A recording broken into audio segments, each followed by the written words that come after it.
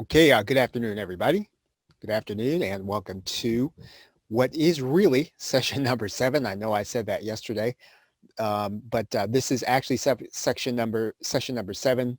Yesterday was session number 6, and we are going to start the process of reaching out to contact people. And this is going to be a step that you'll actually be doing well after the challenge. In fact, this is something you'll be doing every single day, inside of the niche. And so once you really start this process, and you start thinking about, how you're going to develop connections, how you're going to, generate traffic, how you're going to find affiliates, how you're going to find the right products to promote as an affiliate. This is going to be the way. And so this is going to be something that you'll be doing. Now, the only thing about this is that you're going to be formalizing the process, and you're going to give some science to it as opposed to making it random. A lot of people do this, but they do it, I would almost say haphazardly. And it's easy to do haphazardly because in the make money online niche, so many people are producing their own product. You typically don't have to look for anyone in order to find quality products to promote, as well as people to connect to, because they're reaching out to you. However, this is going to be a place where you're going to want to develop some science. You're going to want to develop a process, and that's what we're going to be talking about here in this session. So the title of the session is the Dream 100, and it's not a concept that I came up with. And in fact, it's been popularized by Russell Brunson. It was probably generated by a gentleman named Chet Holmes. And so in the book Ultimate Sales Machine, Chet Holmes suggests that the way to enter your market or your sub-niche is to find out who the most 100 influential individuals are. And this is going to be something that you don't want to filter people out. So regardless of what your niche or your sub-niche is, you want to get the people down, and you want to write them down, and you want to put them on a list of people that you want to be able to contact, you want to be able to make connections with. And please do not limit yourself to people that you feel like are going to be in your league. Now, you may not start with the Oprah Winfrey of your sub-niche, but you still want to have that person written down. And so you want to find out who those 100 people are in your sub-niche. And the concept was recently repopularized, as I said, by Russell Brunson of ClickFunnels in one of his, not only in one of his books, but also in one of his live events. And basically what we're doing is that we are finding these individuals. And these are going to be the individuals that you want to connect with in some meaningful way.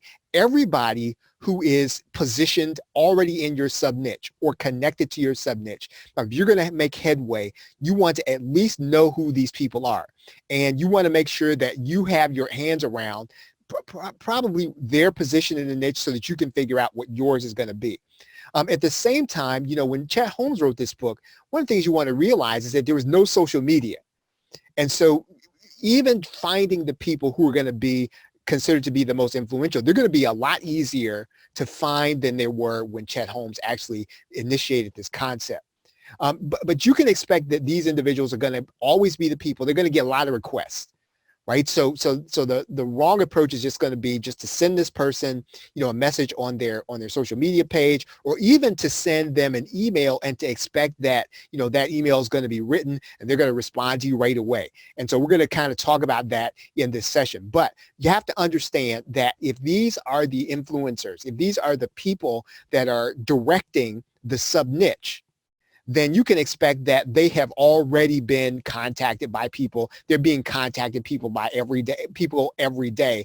And so people are always contacting them with a promotional idea, for their product. So we're going to approach this differently. So we want to make sure that we want to have a high success rate with these kinds of people. We want to be able to connect with them. And so expect that these people are going to get all kinds of notices on social media. Expect also that they're going to have a gatekeeper. So more than likely, even if they are typically doing all their business online, they probably got somebody who's going to be screening out the people that they're talking to. Maybe they don't, depending on what your sub-niche is, maybe you'll be able to get to them right away. But still, these are going to be people that are probably inundated with requests in order to do something. And so what you're going to have to do before you start your contacting process is you're going to have to stand out in some way in your first contact. And the way you reach out, but also what you reach out for, the reason in which you reach out, and even sometimes what you reach out with. And so you're going to have to determine who's going to be on the Dream 100 for you. And so your Dream 100 for your sub niche is going to be different than everybody else. It's going to be different from mine. Let's say even if you're going to be working within the make money online market, your Dream 100 is going to look different than mine because your emphasis is going to be different, right? And so think about this. Here's what we're going to start thinking about is how do I break down the people that I want to talk to, right? And again, this is not an original concept. Again, it was popularized by Russell Brunson, but this is something that you can follow in terms of who's going to be on your scientific, the list that you're going to go down one by one in order to connect with. These are going to be the people that are going to be representative in these specific channels, right? And you want to think through these things before you think who's biggest on social media, right? So first, who are the influential journalists in your sub niche? And I'm not talking necessarily about, just about blogs. I'm talking about maybe they're journalists with national publications.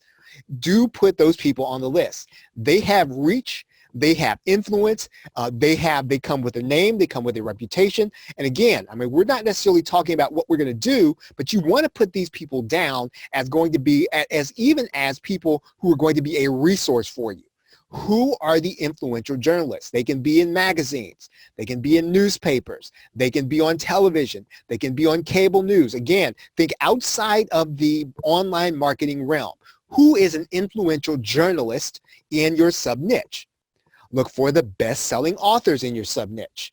Again, do not limit yourself to just the online information product market. Who are the best-selling authors in your sub niche? Now, again, I'm not talking about in a niche. If you're thinking really broad and you're looking for the biggest business authors, that's probably not going to work, right? You want to find the people who are writing down in the areas of your narrowed down sub niche. Who are the authors who have written the books, whether they're Kindle or physical, whether they're best-selling? Who are they, right? You want to get them down on your list.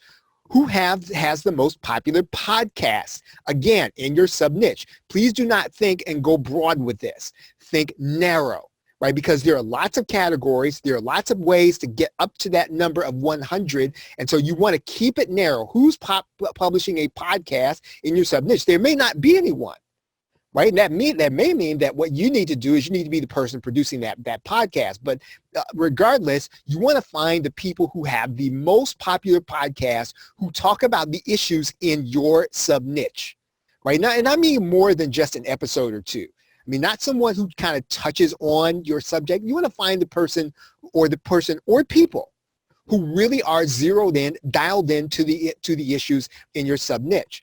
Look for the individuals making sales of their information product, once again, in their sub niche. So again, keep focused on your subject matter. Look for the individuals on content-based platforms. What I mean by content-based platforms, I mean places like Medium.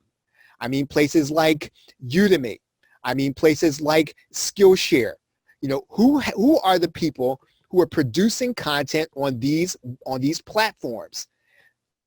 Look for the individuals that have substantial email and snail mail lists. Now, if you're in the sub niche, you ought to already be on their list.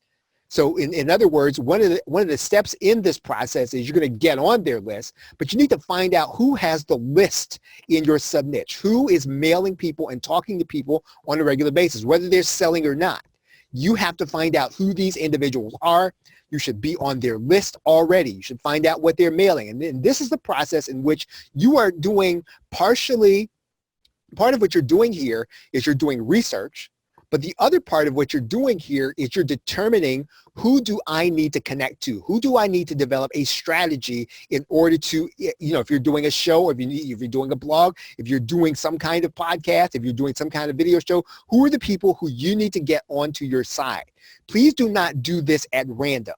What you want to do is you want to get the people who are going to give you the biggest bang for your promotional buck, when you actually, let's say you actually host them or you promote to them, keep it central and focus on your sub niche. And so in this process, what you're doing is you're making a list of individuals that you want to target.